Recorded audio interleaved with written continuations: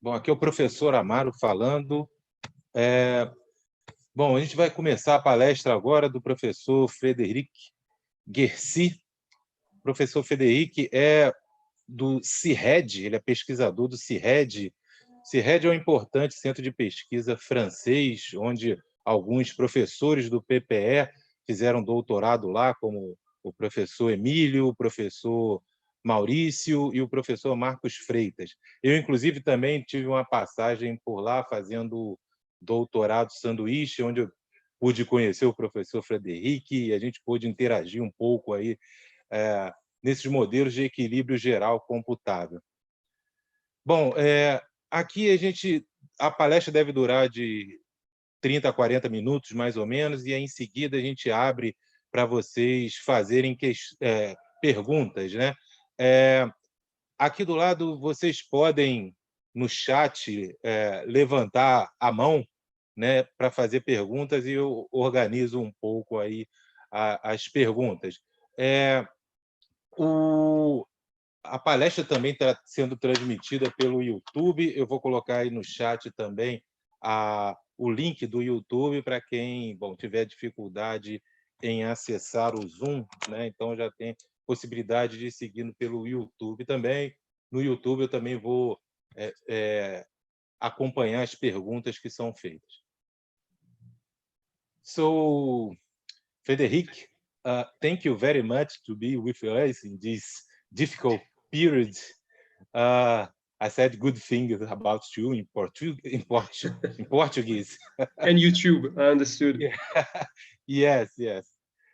So, okay, the floor is yours. Okay, thank you very much. As you said, 30 to 40 minutes maximum. I have two presentations, two things that I presented outside CIRED recently. One that I presented in China to discuss the macroeconomics of energy transition. And I'm going to start with this one. So it has a bit of a focus on China, but some things are easily translated into the Brazilian context. And the second presentation is more focused on IMACLIM itself. So our model, the model we have developed at CIRED for something like 20 years now. And with a few examples about implementations in different countries, including Brazil. Okay, so this one is really the presentation that's a presentation that is useful to outline some sort of a blueprint of the sort of tools, of modeling tools that we need if we want to investigate energy transitions from an economic or macroeconomic perspective. let me just skip this. This is what we do, and this is what I will actually detail in the next presentation. So this was a short presentation, only 10 minutes, but of course I probably crammed into it something material for about 15 minutes. But this is how long it's going to take. In 5 different points, I start with the question of the impacts of energy transition on a closed economy, so not taking account of international trade and all other things equal, meaning, okay, this is a sort of the frame of mind that we follow when we model. Yes?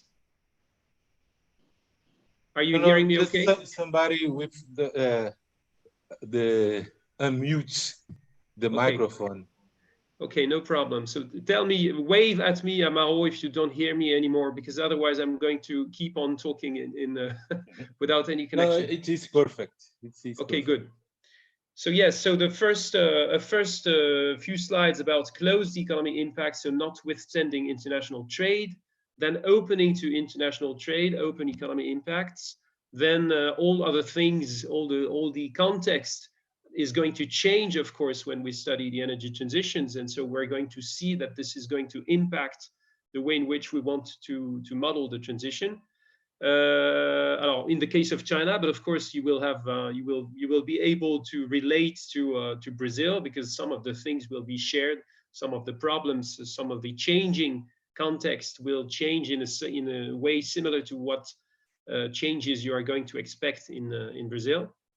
Then dynamics matter, of course, and so a point about dynamics, and then last point, the feedbacks from the macro economy to the energy systems. Of course, it all starts with the energy systems, because this is where the transition is happening, and this is the systems that we primarily want to change, because they rely too much on fossil resources, and so they tend to emit a lot of greenhouse gases, and so this is what we want to control, basically.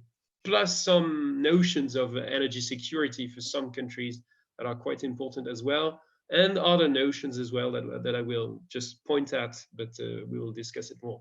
But so the basic problem is the problem of the energy system of your economy, and the first thing to consider when you start addressing such issues is that your energy system is really embedded into your economic system, and they form together actually a system in itself. And so this is something that you want to bear in mind. The first point is that the energy transition is going to trigger structural change, in the sense that it's going to shift the weights of different activities in your economy, in your GDP, for example, or in your output, or on any market that you can think of, actually. So the energy expenses that all agents in the economy make will change the investment, the structure of the investment of the economy. And all non-energy consumptions will have to adapt to the energy expenses that you make under adjusted budget constraints. Adjusted in a sense that the way in which your energy costs are going to develop is going to impact on the rest of your budget. And of course, there are a lot of feedback loops in your economy. Any displaced output, any modification of the distribution of your consumption, of your investment across sectors, is going to propagate in the input-output structure of your economy. And this is something that you want to take into account. And this is why actually we bother with multi-sectoral modeling when we want to assess macroeconomic impacts. The second point is that the energy transition is going to impact on relative prices. Not only on your energy prices, but of course on all the prices of your economy, because all your activities will have energy intensities embedded in them. So they will be intensive in energy, in to some degree, and they will also have some flexibilities to change their energy intensities. Maybe some of them will be quite energy intensive, but with fallback solutions that allow them to reduce that energy intensity at a reasonable cost. So if you want to rank the activities from the one most impacted to the one least impacted in terms of costs, you will have to consider the energy intensity and the energy flexibility. And in the model, in modeling in general, you will have technical coefficients that will tell you how much of energy is required in one activity specifically. And you will also have elasticities to prices or elasticities of substitution between inputs to tell you to embody the flexibility of energy consumptions. The second point is that public policies are going to change, are going to influence the way in which any transition, any change in your energy system is going to propagate into your economy. And this can go as far as price administration. You know that in many economies, energy prices are not free prices. They are regulated to some extent. In some economies, they are strictly set at some levels, exogenous levels. In other economies, they are just bounded, but by public commissions, etc. But so this is going to impact directly the price of energy. And then, of course, you also have a lot of energy policies that are going to change in the form of taxes and subsidies that are going to impact on relative prices, and also to accompany the changes that the energy transition is going to foster. And again, you see that we find again the input-output structure that is going to propagate the direct effects, including via primary factor markets, because anything that is going to happen in one sector is going to, in terms of cost adjustments, is going to change the output price of that sector. And so this is going to change the demand that is going to be addressed to that sector. And so the primary factor demand by that sector. So everything is going to play in interaction. And this is really the essence of general equilibrium. We want to capture all these interactions. The last point, is it the last? No, the last but one point is that the energy transition modifies the investment structure and crowds out, to some extent, other investment. So it modifies the investment structure. It means that it is possible, although this is something not so much researched, but we have examples, recent examples with our colleagues at Copé. Julien worked on this actually, on the structure of the investment good that is going to be mobilized by energy solutions. For example, you probably understand, well, it's easy to understand that if you build if you rely on hydroelectric power, then your investment is going to be in dams and it's going to be concrete. But if you build windmills, then you are going to need aluminum.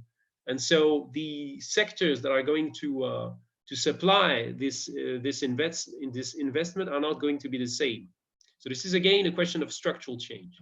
And then you have also the financial question of the energy transition investment crowding out, to some extent, other investment.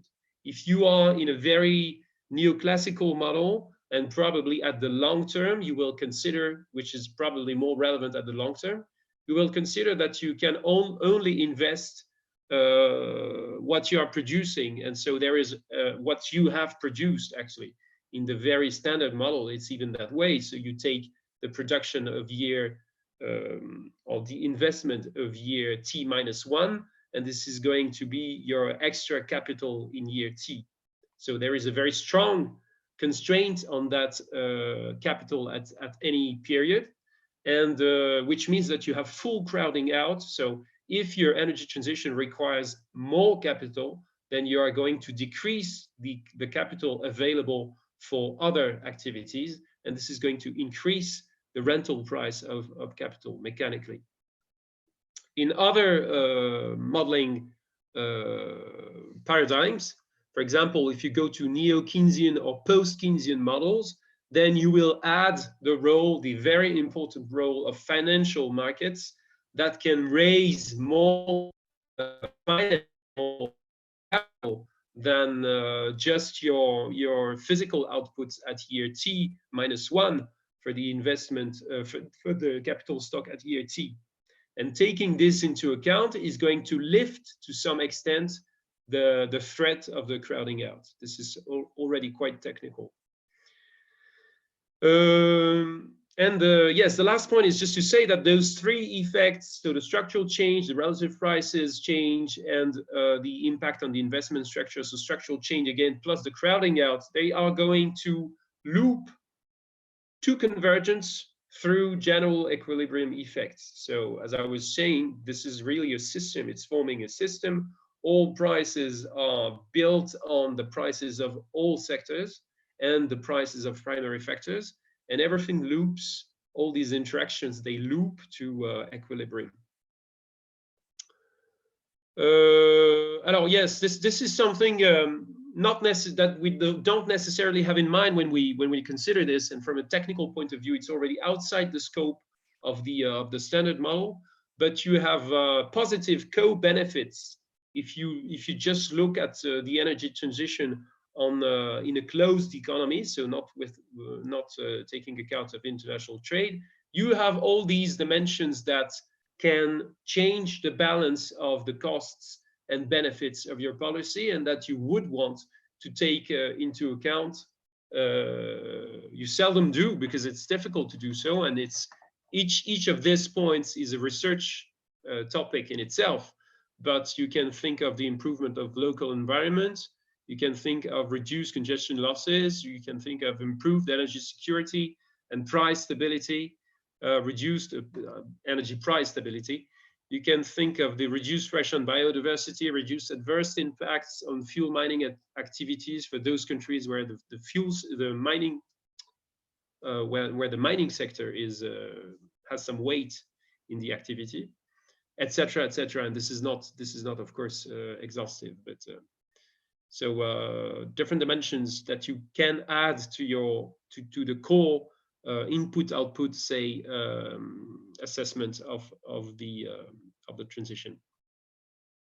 And then the question that comes to mind is, of course, are any of these of macro size? Are they going to make a difference at the macroeconomic levels? For some countries they will, some of them will, some of them won't. And so this is something that needs working out at national level and to be relevant. Third dimension of the even in a closed economy, a third dimension to consider is the impacts on the distribution of income. Because what we have seen so far is just the impact on the general activity. The standard model is going to be fine with this. This is enough information for the standard model to treat. And it's going to rely on the abstraction of the representative agent that owns all the primary factors and that makes all the investment and consumption decisions.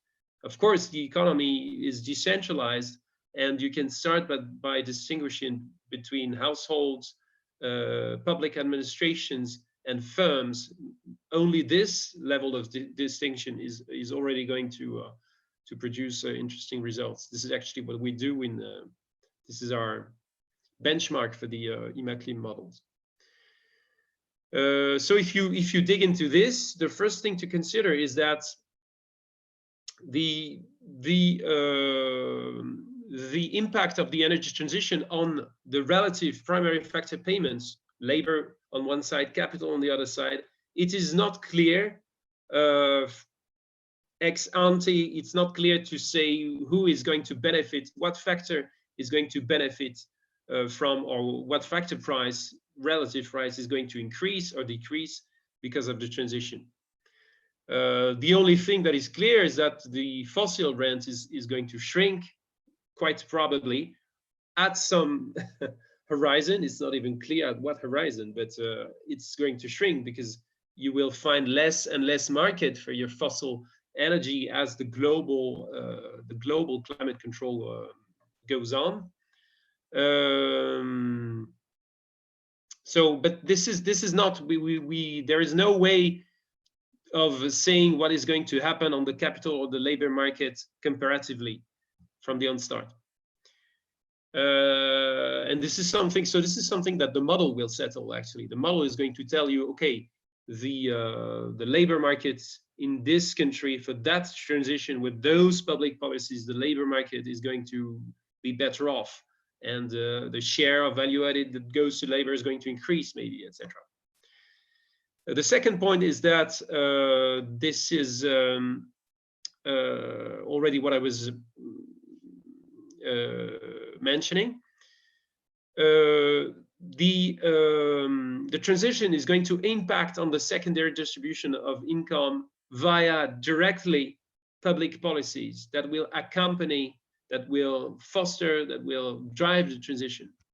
So those policies are going to be a package, tend to be packages of market incentives, pricing policies, and regulations. And so, of course, each of these policy options will have different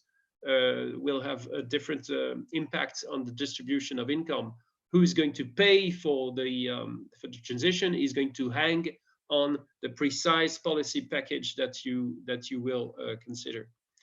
You will have indirect effects on the fiscal resource via structural change and the relative price shifts that we have already discussed, that I have already presented. So this is going to change your fiscal resource, and the distribution of the aggregate gains or losses from the transition. We don't know if these are going to be gains and losses. This is the point of the modeling to compute that.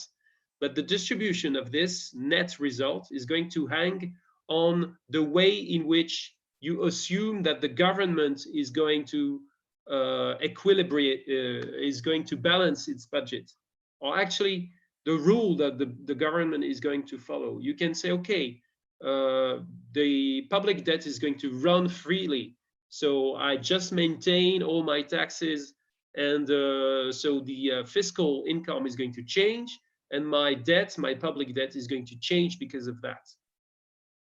But you can also constrain the public debt, for example, to be under control. And so you can adjust other taxes in reaction to the general direction that your fiscal resource is going to follow, etc. So, and there is a lot of, actually, there is a lot of scenario making to be done there, because of course, what the government, how the government reacts is not going to be a function in your model. It's going to be your choice as a modeler. And the way we do it usually is that we propose scenarios to say, okay, what if the government decides to let the debt run? Then it's going to have that sort of profile. What if the government decides to keep the debt stable? Then it's the fiscal pressure that is going to increase or decrease, etc. And it's going to harm firms, households differently, etc., or benefit. A third point to consider that I raised, especially in the Chinese context, is the impact on public involvement in economic activity. And it's actually, I don't know if it's the case in Brazil. I'm not familiar at all with the Brazilian context. Julien at CIRED is working on it now. So I don't know if it's an issue in Brazil, but it's of course it's an issue in many economies. China, first of which China, of course, India as well, Russia as well, as at least for the fossil fuels, etc. And so this is something that we have to keep an eye on. And all these, getting into the detail of the distribution of income that flows from any aggregate change in your economy, it may have an impact, may induce shifts of the aggregate investment and savings behavior in your economy. So this is the reason why you want to take it into account. And there is also, even further than that, there is the question of the financing of the transition, which I don't get into in those presentations. Maybe I should think of it now for the next one. But in the standard model, there is absolutely no friction between your saving capacity, the aggregate saving capacity, and the aggregate investment. So in aggregate investment is just going to flow from aggregate saving, and you don't make the effort of tracking the financial flows between the agents that actually save and those that actually invest, which usually are not the same, because the firms are going to invest and they usually don't save anything, and they borrow from those who save, who are the households most of the time. And so this is also something that you can only track if you go into this detail. Okay, I'm already being too long, but never mind. Stop me when I'm too long, really too long about. Turning to open economy issues. So we have discussed these economies, the energy systems embedded in the economies, and the economies, of course, are embedded in globalized markets. This is actually may change a bit following the crisis that we're living now. It's going to be very interesting to see how those things change or don't. So at all levels of your domestic, meaning national consumption, there is a potential trade-off between domestic and imported goods, with what I call here varying degrees of exposition. For example, some services, personal services, are outside the scope of international competition. No one is going to come from abroad to cut your hair, except for a very tiny proportion of the population. The impacts of the relative price shifts that we have seen in the input-output in the points about the input-output relationships in the economy is going to be mitigated by what happens in other countries. First thing, so energy transitions of trading partners and competitors, of course, because if you're alone acting, then it's going to be very different than if all the others are acting alongside you. You of course understand that. And then a second point is the question of your own influence on international energy, and I could add, and non-energy markets. And in the case of China, there is a huge question mark here, because, for example, we know that China's demand for oil has a very strong influence on international markets, and it's maybe one of the explanations why we see what we see on oil markets these days. And then you have indirect impacts via nominal exchange rate shifts, so the change of the value of your currency against that of your competitors.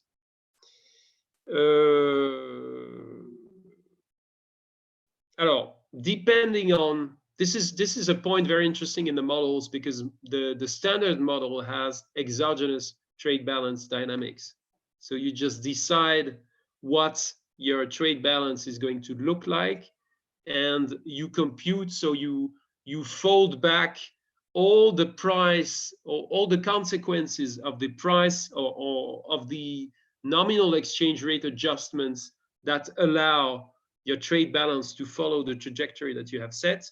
You fold all these consequences back on your economy internally. That's the textbook actually solution.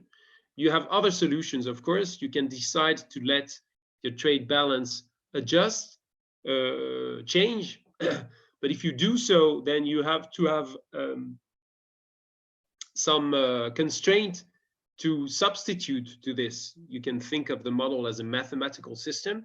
If you lift one constraint, you will be underdetermined, so you will have an infinity of solutions for your model. So you need to add another one. I won't say more on this in the short time we have, but this is interesting things to consider. And of course, you may want to go as far as I was saying, the textbook won't do that. It will just assume free adjustment of your exchange rate, but you may want to get into the detail of how your own country is going to pilot in some way, to drive in some way its exchange rate policy, or actually its exchanges, full stop. Sorry.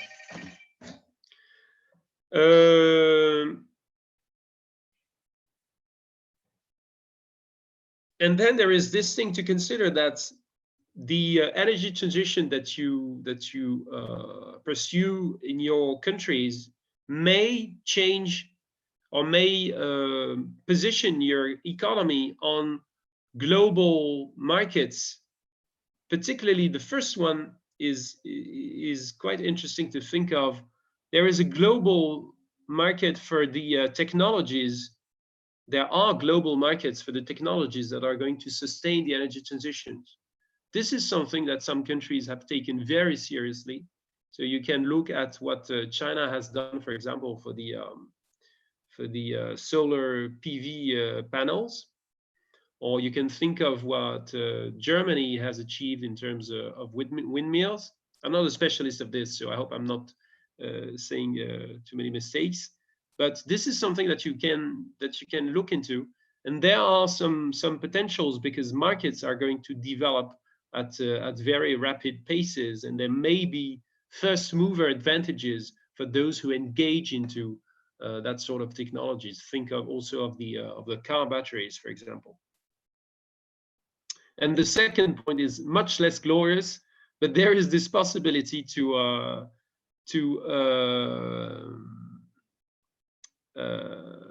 sell abroad all the fossil resources that you're going to save home. This is sort of a worst case scenario in which other countries are not acting as much as you're acting yourself. So the world is not converging on climate mitigation, but so this is, for example, scenarios that we have considered in the case of Saudi Arabia. Because if Saudi Arabia makes more efforts, so more efforts for Saudi Arabia means really little efforts, but it's still going to save some oil that is wasted currently in Saudi Arabia. It's going to save some oil for foreign markets, and this is going to bring the resource that can help foster the transition domestically. So it's a trade-off that does not look very nice from a global perspective, but that is very real and very and may be appealing to some countries, so that we have to also to bear in mind.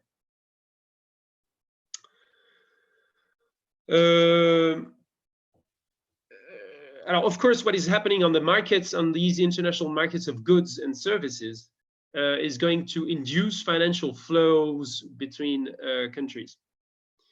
In the long term, your balance of payment will be balanced, will be equilibrated, and it means that any trade surplus is going to prompt capital outflows. So the taking of positions of financial positions outside your country. And so you have these issues of the foreign direct investment from your country, and of the foreign equities and bonds that you could also engage into. And this is again on the financial sphere of the problem, something that is outside the scope of the standard model, but that you must step into if you want to start discussing the finance of the global transition, the conditions under which those global transitions are going to be financed. And for the net energy importers today, the energy transition is going to imply an increased energy autonomy. This is the second point. And so is going to increase foreign assets investment, with some consequences that you may want to dig into. You see that this is less, this is more sketchy, because this is sort of the frontier of our modeling right now, and we are only engaging those subjects now. You will, if you hear Hector Politz next week, he may be more advanced than we are on these subjects, so it's going to be interesting to compare. Okay, and then, okay, this is quite specific to China, but it's I will still go through it quickly because there are some things that will echo some Brazilian issues. So, of course, the Chinese economy is rapidly transforming, but it's even accelerating in a sense. If you look at the statistics in the past, from the past 5 years, you will see huge difference, even at very aggregate levels like the composition of GDP. You will see that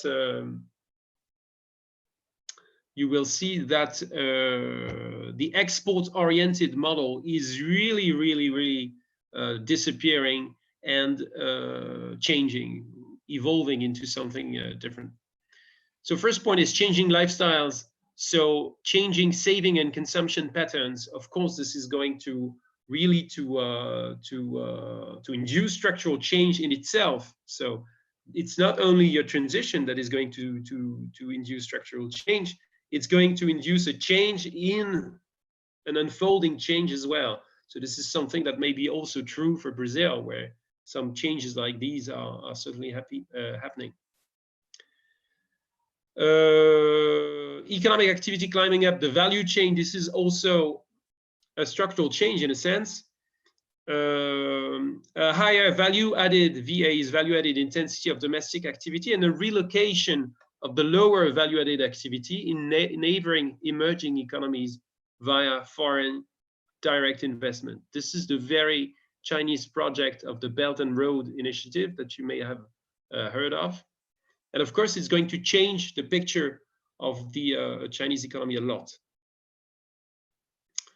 Well, of course, one important question is that whether the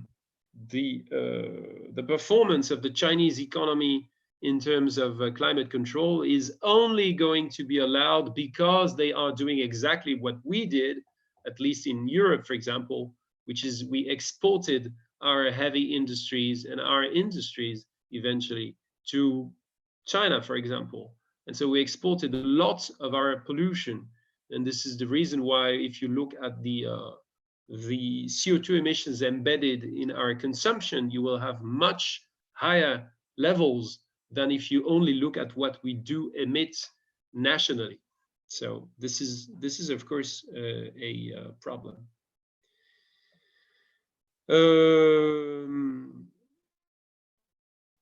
Okay, yes, this is what I was pointing at, the Belt and Road Initiative, and this is only saying that, as I said already, that there is a lot happening in terms of the balance of the Chinese GDP, and from a modeling perspective, it's a difficult issue to tackle, and I'm sure Giovanna Naspolini won't contradict me, because it's going to change the overall capital intensity of your output. The labor and capital is going to unbalance or induce shifts of the overall capital and labor intensities of your output. And if you don't, and it's going to require careful calibration of your investment trajectories, because this new model should require less investment to some extent at some balanced growth equilibrium, and but this is going also to conflict with the calibration year that you're going to use for your model. This is the problem we have with IMACLIM Brazil right now, because we use 2015, where the investment rate was really low for IMACLIM Brazil, for Brazil. And so we have to take this into account when we project in further years, because otherwise, if we start from this low investment level and we don't modify it enough, then we are going to run short of capital, and we are not going to accumulate enough capital in Brazil, and this is going to be very bad for economic activity.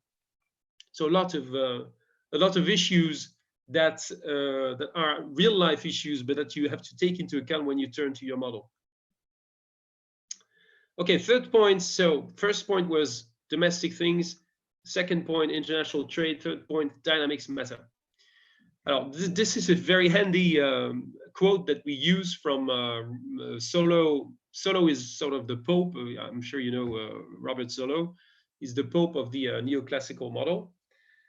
And he advocated something sort of Keynesian in the short term, which is very convenient for us, because we tend to think that the neoclassical model with all markets cleared, all the demand and supply imbalances cleared by the free adjustment of prices. This is the simple way to put it. I see that they are contributions via. Okay, so I'm not looking at the chat. Amaro, if anything in the chat is a question for me, just please point at it. Okay. So yes, I was saying that. Yes, at the end, I can share this question to you. There is a question? No, it's not a question. It's just so people know the difference. I'm a bit late in the information. Okay. Yeah, because the Brazil, the investment level is less than 20%, according to Giovanna. But in fact, nowadays, it's less than... much less than 20%. Yeah. Yes. Yes, it's reducing. Just doing a comparison to China, that it's 45%. I know, yes. Well, in China, it's well, I don't know if it started to decrease, but it's going to decrease anyway, because this level of investment is not going to be sustainable with slower growth and with the change also in the activity. But this is something very interesting, actually, that we are going to have to tackle with our Chinese partners.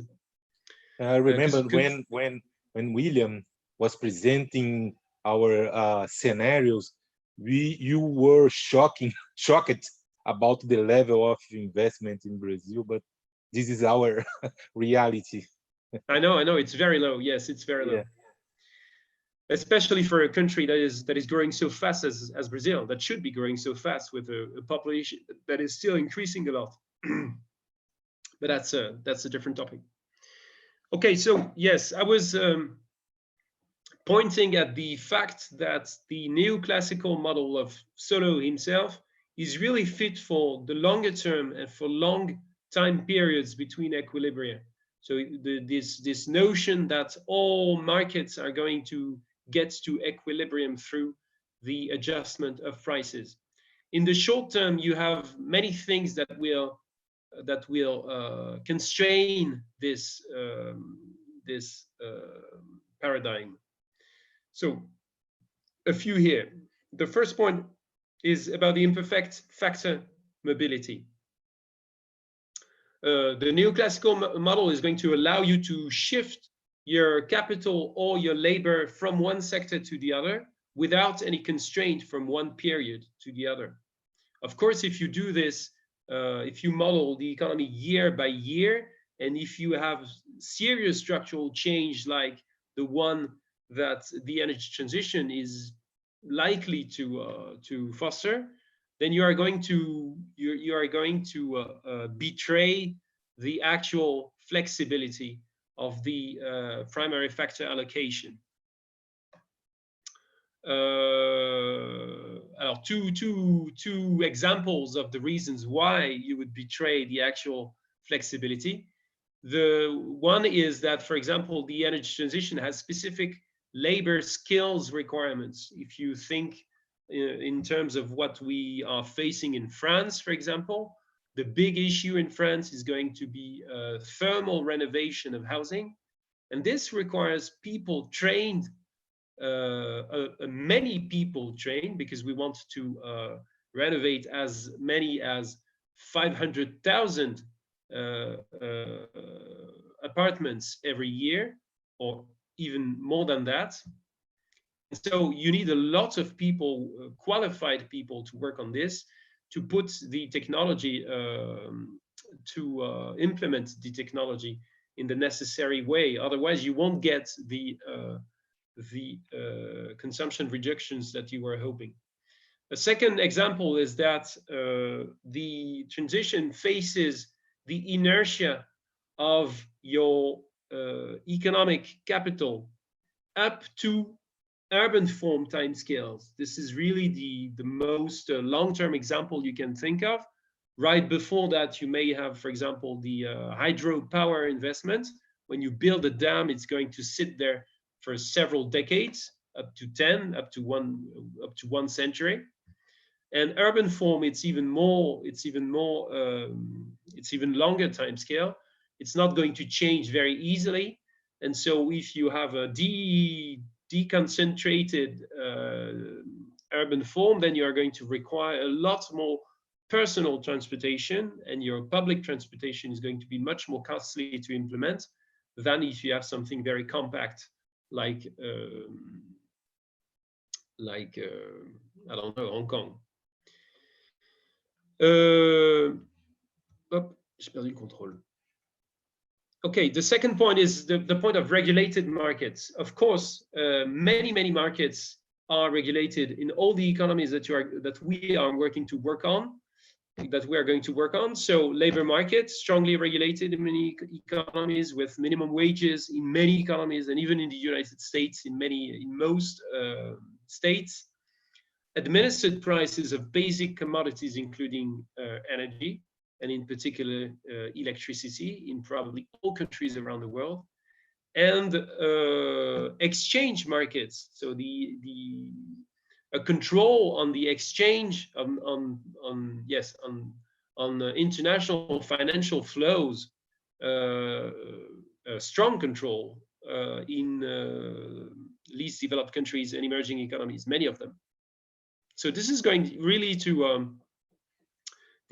change the dynamics of your modeling, because all these are constraints on the speed at which the neoclassical solution to rebalancing of the economy would appear. Okay, this last point is too technical. I won't dwell too much. I won't get into detail. But the point is that because for the only reason that we model taxes differentiated by product in the model, then we are really outside any textbook framework, first best framework, where we have a set of rules to devise optimal policies. The only fact that we have taxes differentiated by products puts us out of that domain. So this is really, this requires a lot of investigation, numerical investigation. Okay, and the last point is that the macroeconomics that we have seen, they feed back on energy systems. So they feed back on the energy demand, because all the situations of all agents are going to change, and their trade-offs between consumptions for the consumers, between inputs for the producers, are going to change. So the energy demands are going to change. Aggregates, I'm not sure what I meant. And the energy mixes also, so the energy demand in absolute, yes, this is what I mean. I mean, the aggregate energy demand is going to evolve, and the mix between different energy vectors, energy solutions, is going to change as well. The costs also of the energy system are going to be impacted, because all the investment costs are going to follow whatever trend you have on your capital costs in your model. Well, they should do that. And also all the operation and maintenance costs that you have for any energy supply technology are going to change as well, because of these relative price changes. And this is actually going to change the merit order of technological options, because the price shifts, it may change. There is a chance, there is a possibility that it changes the merit order of your solutions. And this is one important reason why you can't only look at your energy system if you want to know about the energy transition, even from an energy perspective. You have to have the feedbacks from the macroeconomy to make sure that you're not missing some important feedbacks that are going to change actually your technology selection. Okay, so to this first presentation up, the things to keep in mind on this slide. I won't read it for you. I'm sure that Amaro will send the presentation, so I can leave it on screen 1 minute, and then we can switch to the second presentation with some You'd like examples. to take 1 or 2 questions when during the transitions. Sure. Yeah, if someone wants to make some questions.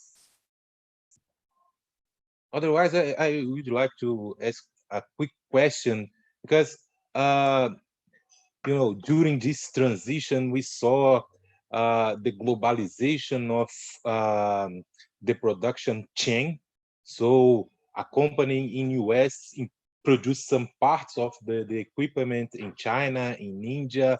Last year, I was in India, and they were exporting huge wind power blades to US.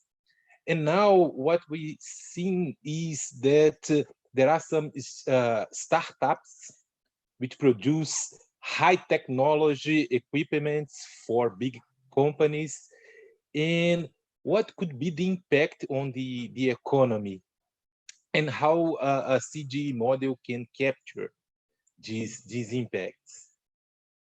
It's a very good question. It's complicated because you have, the first thing to consider is that the CG model, the CG methodology really exploded when it started modeling trade, international trade. It's like its focus. It has been its focus for 30 years. So the majority of the CG papers, they are concerned about trade. The problem, of course, is that to be relevant, you have to get to a high level of disaggregation, and of course the data then is the issue, because to feed a model with 10 sectors, 20 sectors, 40 sectors, 100 sectors, then you need input-output matrices that make sense, and you also need the detail for each cell in your input-output matrix. So if you have 100 sectors, you have 10,000 cells. You need to know what part of the cell is from your domestic supply and what part of the cell is imported. So this is a lot of data, and I think that it's not something that you can hope to model at the aggregate level. It's really that if you have one problem in mind, that would be the value chain of windmills, for example, then you can start getting into the detail, some level of detail, and say, okay, and maybe even have bilateral trade with some countries well identified to say, okay, this is my trajectory, my economic trajectory is going to require that sort of flows, of financial flows, or of flows of goods and services, and financial flows to India, for example, that is going to supply the windmill pails, or to China. So, but it's true that it is pushing the methodology very far, and this usually what we do is treat the substitution between two goods. Many models only treat it as, and this is what we usually do in the Immaculate models, we only treat it aggregate before at the level of the aggregate supply. Okay, so for example, if we have 10 sectors, each sector will have one function that is going to trade off the domestic variety with the international variety, and the two that are going to produce the aggregate domestic supply that is going to be distributed across agents. So we don't even have the specification to say, okay, households, their consumption of good number 8, it's 20% imported and 80% domestic. But firm number 7, it's 35% and 65%. We usually don't even have that. So this is how far we are from getting the problem tackled properly.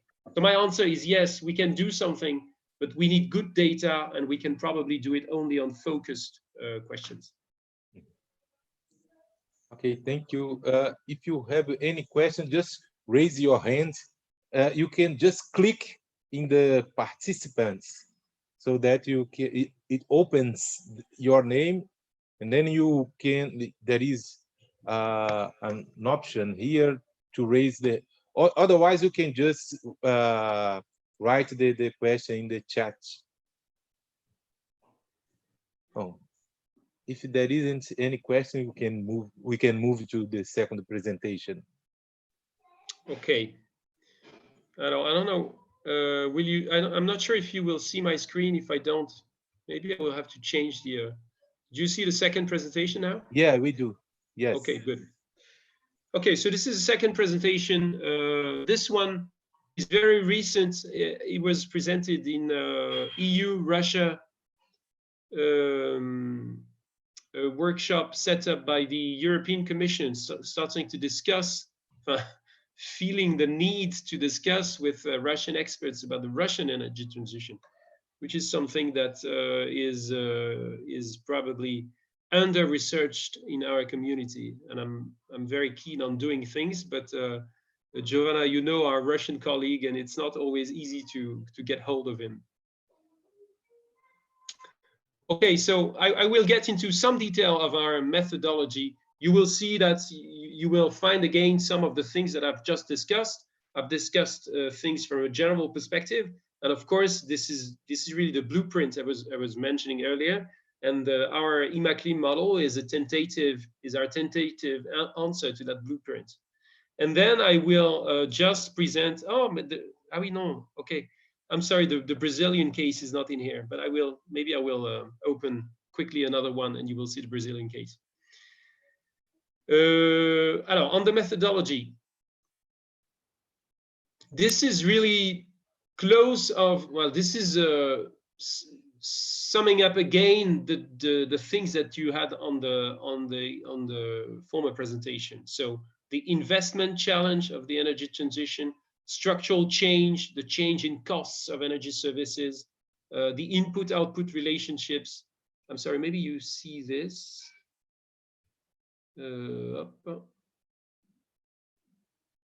Okay.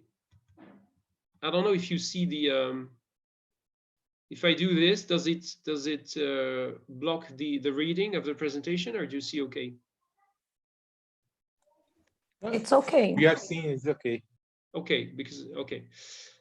So yes, and then the direct, indirect price and non-price public policies that I mentioned already, distributional impacts, exchange rate adjustments to some extent, and then the feedbacks on energy mix, energy costs, and the merit order of technological options. This is really a summary of the former presentation. And in total, the question is, of course, what's aggregate impact on growth, unemployment, income inequality, the main dimensions.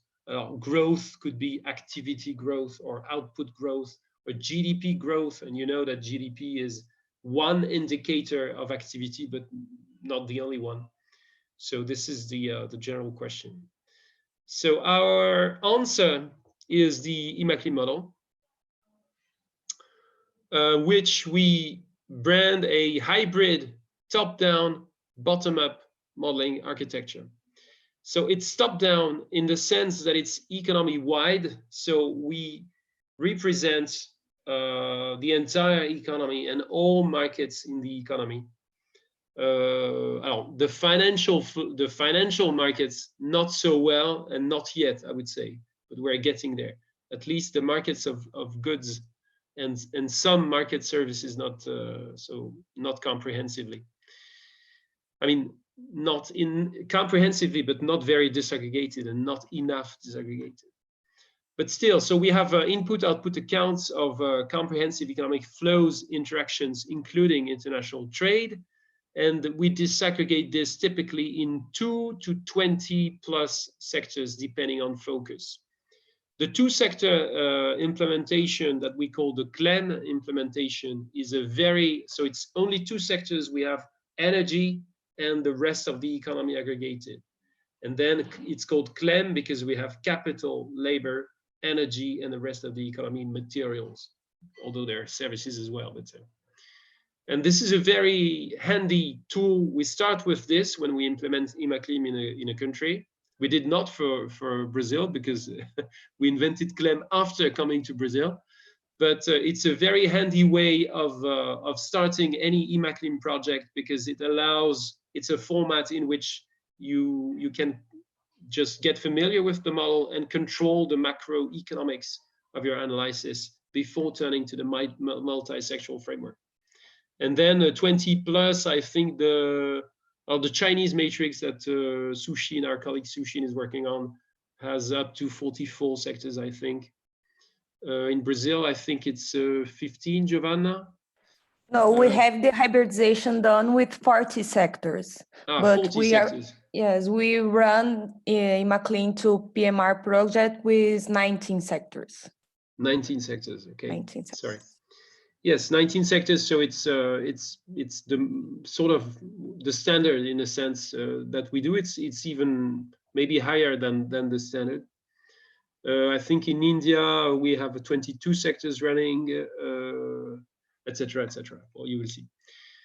And so yes, input output just to tackle all the relationships that I was mentioning earlier on. We need to know what production is consuming what other production to be able to track the impact, the propagation of the impacts in the economy. And then it's hybrid because we want to couple to bottom-up modeling of energy systems. This is something that I have not discussed yet.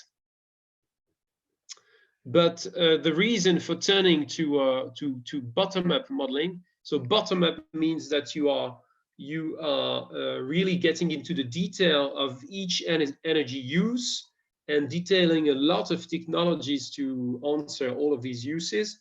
And then you are constructing the picture of your energy system from the bottom of all these technologies by aggregating into the overall picture. So that's bottom-up, compared to top-down, where you start with the GDP and the primary factors, and then you disaggregate by sector. So yes, the problem with the top-down representation here, which is really the economic representation, is that the standard optimization functions of households and firms' choices are not well adapted to the complex adjustments, aggregate adjustments of inert and discrete systems, so the discrete energy systems.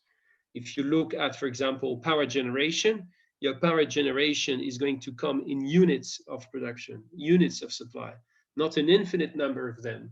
It's a small number of units, even for countries like Brazil or France. And so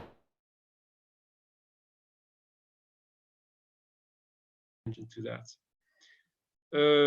Alors, the reasons why they are ill-adapted is because, so it's complex, it's inert, and it's discrete. So the three dimensions are going to play. The fact that it is inert, it relates to what I already said about I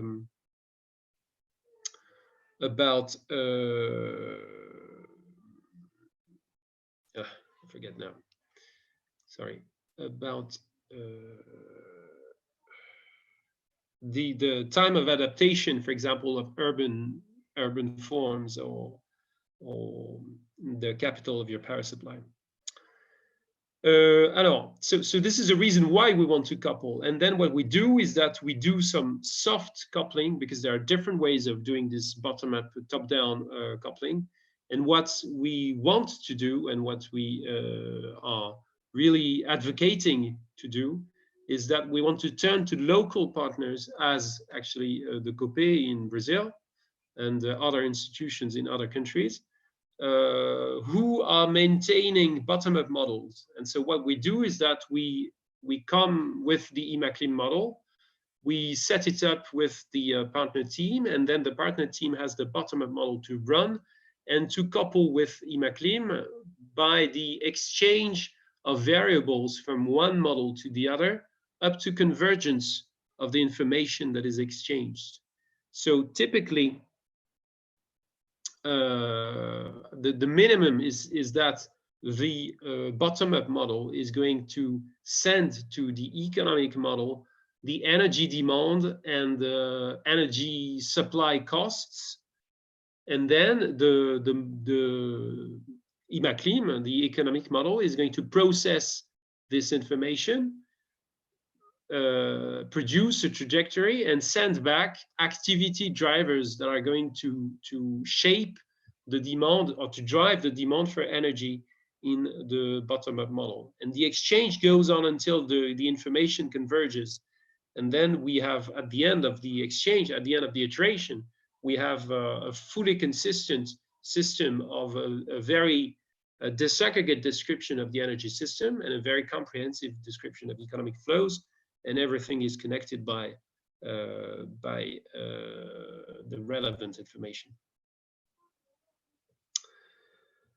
The third point is very, very important as well, and this is something that we are probably that we do. Many teams tend to do it, but we do it in a way quite specific, especially the second point. So we systematically work a lot on the data before turning to the model. We don't feed just input-output tables into the model, but we take a long time, and Giovanna again can testify, we take a long time to cross the national accounting data with the energy balance data about energy flows, and with also data on energy prices. And we basically construct or reconstruct input-output tables that we call hybrid tables, because they embark this information about the energy balance flows and the energy price statistics. And so what we feed into the model are not only the input-output table, but also some satellite accounts of the underlying energy flows. That's the first point. And the second point is that when we do this, we modify, we depart from the standard model in a sense that we model agent-specific prices beyond the only differentiation of the tax level that you have on, for example, electricity in the model. So this is to say that if you go to the standard model, you will only have the only difference between the electricity price that is going to be faced by some firm and household is going to be the tax level, which means that the unit is going to be sort of vaguely different from the physical unit of, for example, kilowatt hour or gigawatt hour. And what we do is that we take extra care to make sure that everyone is paying gigawatt hours and not any other units, and that the prices that apply are make sense, yes, reflect statistics. And to do this, we have to modify the model actually in a very specific way. I have a question, Frédéric. Yes. The hybridization wouldn't be a hard coupling with IMACLIM, because so far I understand that we oriented the model to match the results of the bottom-up models of energy systems. Hard coupling. The way people call it. I don't really understand the difference between hard coupling and soft coupling. Yes, it's actually not completely settled, because everyone has a different definition for it. That's true. So people use it in different ways. That's what I mean. I tend to say and to think that most people think of hard coupling in the sense that you press one button and the two systems, they run together. So we're not exactly doing this. Okay, yes, it's true. Close to that, but we are still, there is still some interaction, some human interaction between one model and the other. Yes. We're not very far from hard coupling. But I think that if we want to go one step further, hard coupling would probably be even more demanding, as we are in the compatibility between the two systems. because for some relationships between IMACLIM and the bottom-up model, we resort to indexes, which is bad in a sense, because an index, when you use an index, you say, okay, this consumption is growing from index 1 in 2015 to index 1.7. You are probably doing this because you don't want to face the fact that the consumption volume is not the same at your calibration year in the bottom-up model and in the macroeconomic model. So if we really wanted to do the hard coupling, we would probably go even further. This is something that I think we should do anyway, but of course we have many constraints, and we can't settle everything as well as we would want to. So no, don't bother too much about the soft coupling, hard coupling definition. People tend to use hard coupling in a more integrated way. So yes, the important thing is that if you use the words, you should. I usually qualify it like this. Sorry, not what I wanted. Action of linking variables exchange to convergence. People understand what I mean. People who are engaged into bottom-up, top-down coupling, it means something for them. So this is why I don't leave soft coupling alone here. Okay. Thank you. No problem. Second important point is that we tend to model the transition dynamics rather than only the long-term equilibrium. This is also something important to consider in IMACLIM. So in most model implementations, we have imperfect factor mobility and input substitution between in productions. So these are examples. The first point, for example, is for South Africa. I'm not sure about Brazil, actually. I don't remember if you have different skills, labor skills in the IMACLIM Brazil model. No, we don't. You don't, okay. So this is something that we have implemented so far only in the South African model, but I mean, the method is here, and it's something probably desirable for some economies. This is more of a toolbox that I'm presenting, and we pick in it depending on the specifics of each country. Sometimes, and the focus of the analysis that we develop as well. So sometimes this exists, and sometimes we want to resort to it, and in some models we don't bother about it, or we can't use it because we lack data. Investment flows and not the capital stock are mobile and technology flexible. This is also not necessarily in all models, but this is something that we have implemented, for example, in the Saudi Arabia model, where it was important because the oil extraction sector that is massive in the Saudi economy is not growing as fast as GDP, and we did not want at some point some of the capital in this sector just flowing to other sectors, because it doesn't make sense. Which is something that you can have in a long-term model, of course, because the constraints are not the same. And then,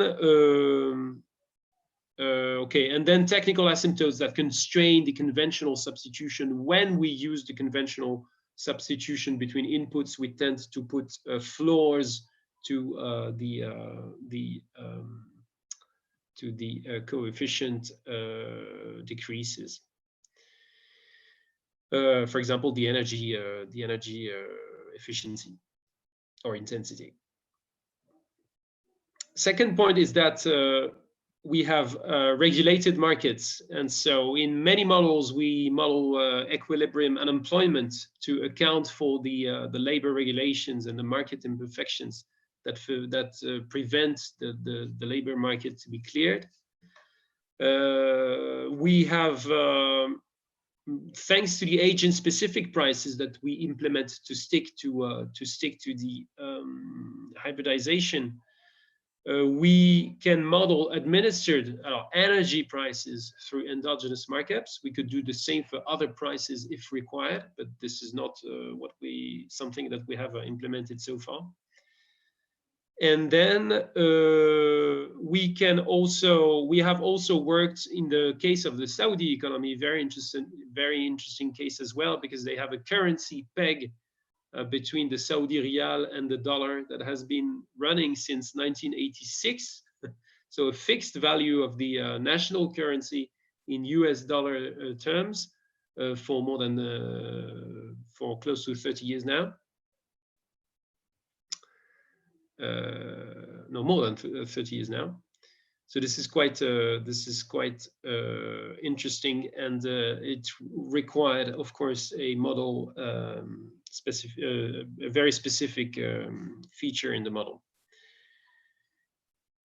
And then, of course, well, we know because we model differentiated taxes across products and etc. Then we know that we are in a second best economic setting, and that we have to work on a lot of scenarios to narrow down the optimal policy mix. For example, we know that the carbon tax, for example, the unique or the uniform pricing, carbon pricing, is not going to be the first best solution in our model because of these distortions.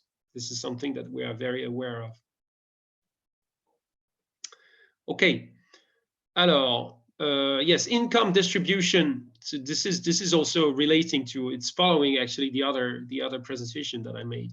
So most models, not all of them, but they extend the input-output framework to the social accounting matrix, which means that we distribute the income of primary factors, including the natural resource rent, across households, firms, and public administrations, which already allows to address to some extent the public involvement issue. So the public listed companies, in a sense. Okay, so the fact that the government is owning part of the activity. Then we have a secondary distribution via transfers, including taxes of all sorts, interest payments on net debt positions that we track as accumulated net deficits. So this is also the frontier. This is again the frontier of the model, and we are in the process of pushing this frontier back with a modeling exercise that is beginning on Tunisia. So we are going to disaggregate the net positions into gross credit and debt positions, and also to disaggregate the positions between different types of assets. So moving into the financial issues to allow better tracking of such things. This is also repeating, and this is something that we have in all models. So the transition policies are going to affect public income, and we have the choice of the public budget closure. And for example, we can think of adjusting taxes, of adjusting expenses, or of adjusting the public debt. And there is a lot of possibilities to do that, and we can investigate. The model is easily set up to investigate such options. And this is also repeating again from the other presentation, the fact that everything that is happening in here in this distribution of income is going to change the aggregates investment and savings behavior of the model, and so it's going to impact actually the trajectory, the macroeconomic trajectory that we are going to follow. Okay, a few last slides. Let me see what I have. Okay, tac. Maybe I won't dwell too much on this. Amaro, am I getting very late? Yes, actually. No, that's okay. No problem. Okay, so I won't take so much time. Attendez, comment je fais pour revenir? Hop. Okay, yes, the Saudi Arabia case was very interesting because it was so specific from the macroeconomic point of view that it's required a lot of developments. So this is just a few informations about the way we set up the model. The data is always challenging because we have this process of data hybridization, and it's something that we usually spend between up to 3-6 months, even when we start from scratch. So it's something that we insist on.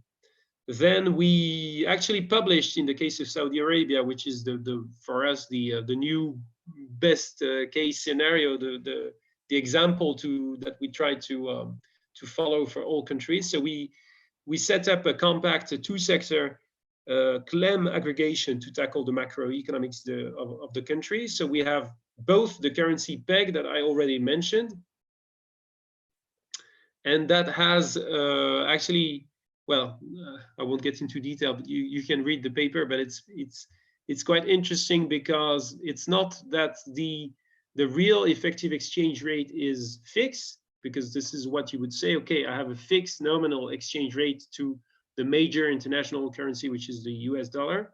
So the first move of the modeler would say, okay, would be to say, okay, I will model a fixed real effective exchange rate, which is just the ratio of your domestic and international output costs. Because in models like IMACLIM, you usually don't have the money. You don't have the real on one side and the dollar on the other side. It's just the costs, the real output costs and the relative costs that you have. And then we noticed with the students who developed the model, we noticed that there is actually a strong correlation between the trade balance contribution to GDP and the REER of the country since 1986. And it's so strong that you really want to put it into your model. And this is what we did. So instead of having either the standard model would have a flexible exchange rate, not a real exchange rate, and a fixed trade balance. The first option would be to say, okay, we fix the real exchange rate and we let the trade balance vary. And we actually struck the option in between, an option in between, where we have both values that can change, but we have a correlation between the two in that way. And the second interesting point is that the country is notoriously uses its sovereign fund as a buffer against the variations of the oil revenues. And so we translated this by implementing what we call a Johansen closure. So which means that we exogenize the investment trajectory of the country. So it's a constraint on the model, and we endogenize the domestic saving rate, actually. So the domestic saving rate is going to adjust to allow the investment trajectory to stay unchanged. And this is these adjustments of the domestic saving rate are exactly modeling actually the variations of the sovereign fund. Okay, and then we move to a 13-sector version. This is this is the most we could do. Well, you know that the Saudi Arabia economic tissue is not very diversified, so, and the data was hard to get by. And then we had hybridization with the CAPSARC energy model, one way so far, which means that it's not, I would not call it a soft coupling there. We don't iterate the exchange with the CAPSARC energy model, but we take its projections as warranted. And some financial support by Électricité de France. This was in the framework of a PhD. And these are some results of two scenarios that so the student Salaheddin developed in the framework of his PhD, a scenario of continuity of economic development directed towards energy intensive sectors, and a scenario of transformation where we impulse a lot of structural change via the development, the favored development of services and manufacturing. So I won't go into the numbers, but the interesting thing to consider is that we model these scenarios by changing the trends of exports of sectors, actually. So this is the way in which we model structural change.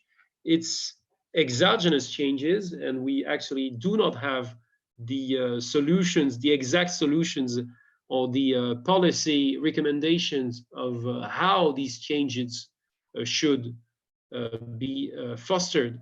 So, but what we can do is model what they produce in terms of economic growth and unemployment and all these macro indicators here, with the complex macroeconomics of the country. But I won't dwell more on this. There was the case of Russia, but it is still not developed. And well, maybe I should. Yes, this is still something interesting to consider. And then the example of Brazil is outdated now, I'm thinking, because it's something that I set up with Julien's help 2 years ago, and the model has changed a lot. So I'm not sure that I want to present this. You will have to set up a new slide for IMACLIM Brazil, Giovanna, with the results of PMR soon, hopefully. I have to invite Julien to make it. Julien can update you on this. No, Gael Julien can't actually, because Julien, it would be Gael more. But anyway, yes, so okay. About the yes, a few points about IMACLIM Russia, which is always, it's always I mean, it's an insight on the way in which we think, on the sort of thinking that we have to produce when we turn to a new country. So the problems, the issues that we want to tackle, in a sense.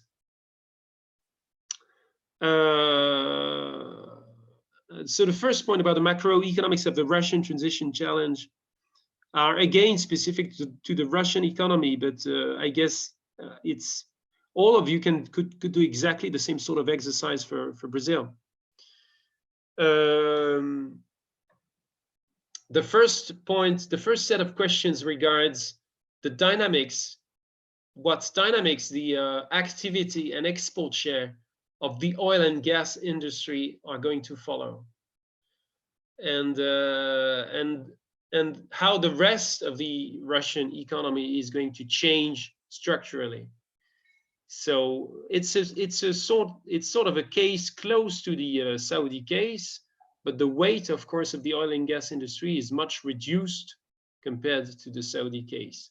Although on exports, on trade, I don't have the figures in mind, but it may be closer. Still, there is this question of structural change eventually. What direction of structural change the economy is going to follow. And it's always a tricky question when you turn to modeling, because as I said, as I implied for Saudi Arabia, we don't have the right tools to endogenize those changes. The best we can do is just surmise that that the economy is going to evolve in that way. Well, it's not exactly the best we can do. We can still work on final demand, the demand of households, and we can factor in income elasticities of consumptions, just to face the fact that some inferior goods are going to see their budget shares decline, and superior goods are going to see their budget shares increase. So the demand for services, for leisure, etc., is going to increase. And the demand for energy, at least, energy is not clear cut, but the demand for food, the demand for, or the budget share devoted to food, to housing, could decrease, should decrease. But the issue with this is that usually the sectoral disaggregation of your CGE model is not going to be very fit to represent such things. So you will still have to play on to play exogenously to some extent, to play on exports, for example, if you want to make a big change in the structure of your economy. The second point here is really the point of the exchange rate, and it's the same points that we addressed, I think, successfully in the case of Saudi Arabia, but we have to raise the question again in the case of the ruble and the relationship between the oil price, the ruble exchange rate, and the trade balance of the Russian economy. And of course, you can transpose this for Brazil. I know that Julien and William and Jean-Charles have published on the future of oil extraction in Brazil, and some of these questions are going also to show up if you investigate such futures. There is a big question about the green export potential. This is something that our colleague in Moscow has pointed to me repeatedly. The fact that Russia has immense resources, immense green resources, and so if you think in terms of second generation biomass, there is a huge potential there. So I don't know if this is something that I think that in Brazil it is less easy to consider, and it's even probably not possible to consider because the potential is not the same, in a sense that the immense resources are also immense carbon sinks. Because the forests in Brazil, the Amazonian forest, is much more active than the boreal forest of Russia. This is something I'm not an expert in, so I may rave a bit, but there is a question there to address. And then there is the last point is a point about the distributional impacts of the transition and crossing the impact of the transition with the evolution of the public involvement into economic activity. And this is also something that a question that you can raise for many, many different countries. And the second point is really open question. The destabilization of the global context that is happening these days. I mean, I'm sure you have read a lot about economists raising questions. The first question really is a very strong one. Is the COVID crisis going to mark the apex of globalization? Are we going really to relocate, to start relocating a lot of activities in the wake of the COVID crisis? I tend to think we're not. I tend to regret actually that we would not, because I think the crisis has demonstrated really the dark side of the globalization, and that we should learn some lessons of it. But I'm not sure that we're going to be strong enough to take control of the markets, in a sense, because this is more regulation, and it's always difficult to pass, especially in our economies, in our Western democracies, in a sense, if you want. And the second point, yes, the second point is a Russian one in a sense, but there is also, I could have added, I don't know if it was already happening. When was this? I don't remember now. I think it was not there yet, but the crisis between Saudi Arabia and Russia, actually now they have reached an agreement again, but you saw that the price of oil in the wake of the COVID crisis and of this partial agreement on the reduction of oil output, the price of oil is really depressed, and this is going to impact the macroeconomy in the short term, and probably the longer term, and it's going to feed back on actually the structural change that the Russian economy is going to have to consider. because the oil resources may tarry a bit and may not climb back to the levels where they were so comfortable, and they contributed highly to the transformation of the Russian economy after the fall of the USSR. Okay. Well, I think that's it. Oh, right, it's here. The no deal of OPEC Plus, a game changer on oil markets, puts high pressure on the US. This is still ongoing, and we will see the direction that it takes. And of course, it's going to impact on the future price of oil, and this is going to weigh on the Russian economy some way or the other.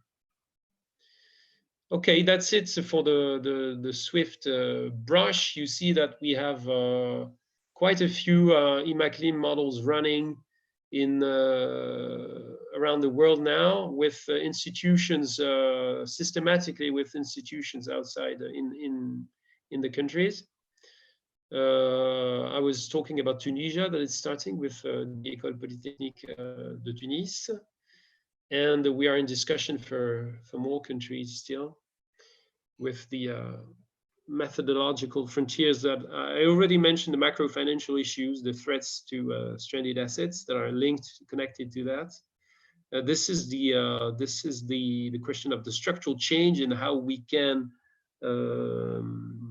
go beyond just the set of exogenous assumptions that are going to drive that, and be more relevant on structural change. And the first point actually is something that is still on the frontier, has been on the frontier for many years, but we have never really started addressing the question of the informal economies. And we missed the train, we missed the opportunity when we started working on India, because my Indian colleague told me that all the informal economy was integrated in the Indian statistics. And so we said, okay, so we don't have to bother. We will just model the average rate of taxation, etc., and don't bother further than that. But we will have to turn to it at some point. This is very important for us as well. Informal economy. I know, and I'm not sure actually what the plans are, or if anyone has worked a lot of it in the framework of IMACLIM Brazil. But we will have to do something someday, and I'm sure that just splitting the sectors in two would already achieve something, possibly. But this is something we can discuss another time. Thank you very much for your attention. I've lasted much more than I wanted, but if you don't interrupt me, this is what you get. Thank you. So we can open the floor for questions. So you can unmute your mic or write the question in the chat. I have two quick questions. One is about the methodology. We said that you apply a one-way hybridization in the Saudi Arabian model, and how this one way works? You build the energy balance and then feed into the input-output table. Alors, there is a confusion there. What was one way in the Saudi Arabia case was the running of the bottom-up model. The hybridization process on the data, it was the same as in any other country. So it's really in the opposite sense. Alors, it's not. No. It's you have two steps in the hybridization. The first step is to say, okay, I am looking at the calibration data, okay, and I'm making sure that my the calibration data I put to my model is reflecting the energy balance and the price statistics that should be compatible with the bottom-up model. Normally they are. You can even turn to the bottom-up model and you just shunt the energy balance statistics, and you really turn to the bottom-up model to speed up the process and to maximize the consistency. Maybe the bottom-up model won't be exactly calibrated on your energy balance for some reason, but you don't investigate that. But that's the first step. So at the end of this step does not involve any model. It's just data. You have flows, tables of energy, of expense, energy expenses. And then you have flows of physical flows of energy, and you divide one by the other and you get prices. You look at the prices, you investigate, you correct some things if you think they need correcting, and you aggregate back into, then what you get is not just the input-output table, but you have the input-output table with the satellite accounts for the energy flows for as many sectors as you have in the input-output table. That's step one. Then there is, when you run the model, hybridization is to say, okay, I won't decide in the model anything that regards energy trade-offs, because I know that I would only resort to utility or production functions that are not to be trusted, that are too rough, especially if I want to explore something as radical as swift decarbonization. For example, our zero net emission targets to 2050 in 2050 for France. Mm-hmm. So because I don't want to resort to this, mm-hmm. Every energy trade-off I take from bottom-up modeling. And so either I take it just once, I run the bottom-up model, I take the results of the bottom-up model for some economic scenario, and then I put it into my model and I run my model, okay? But I don't, there is going to be a discrepancy between my economic trajectory and the one that's built the bottom-up model. But I just did the one-way coupling. And the right way to do things is to do the iterative coupling. So I run the bottom-up model, for example, to 2050 every 5 years. And I aggregate the information in the bottom-up model, force it into the economic model, run the economic model, get my activity drivers, my outputs of, for example, the iron and steel industry, send them back to the bottom-up, start the bottom-up again, etc. And so this is not one way, it's iterated. Yeah, we do similarly in Imaclean, Brazil. Another quick question is, I imagine the economy of Saudi Arabia relies on oil exports. And this might be the continuity scenarios.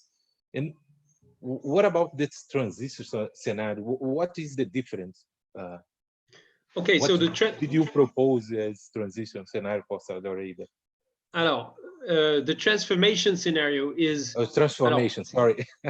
No problem. The continuity is not only the fact that the oil exports are going on, because they also go on in the transformation scenario. But the continuity is to say, okay, the diversification policy of Saudi Arabia has been to invest into downstream activities, playing on the competitive advantage. So energy intensive activities as petrochemicals, cement, and mining activities, actually. I don't know why now, but I would have to ask Salahuddin. But the chemicals, especially the petrochemicals, really heavily. So the continuation, the continuity scenario is just assuming that the investment, or actually it's not playing on the investment, it's playing on demand, as I explained. So it's playing on the exports. So it's prolonging the trend of the rapid increase of petrochemical exports that the country has known for something like 15 years now. It's something like 10% per year. So rapidly increasing exports of chemicals. And this is going to this is going to induce the investment flows to go into this sector because demand is going to grow. So chemicals, mining, and cement also. And it's reflecting actually some gray literature on prospects for these industries in the country. And then the transformation scenario, actually, it's also reflecting the NDC of Saudi Arabia, because the NDC of Saudi Arabia is split in two scenarios: that sort of scenario, a continuity scenario, and a transformation scenario, where we don't prolong the trend for the chemicals. We just let them grow as general activity in a sense. So the rapid growth is stopped, and they keep on growing as activity is growing. So no extra investment, no public policy effort to develop them beyond activity. And we rather put the stress on manufacturing and services.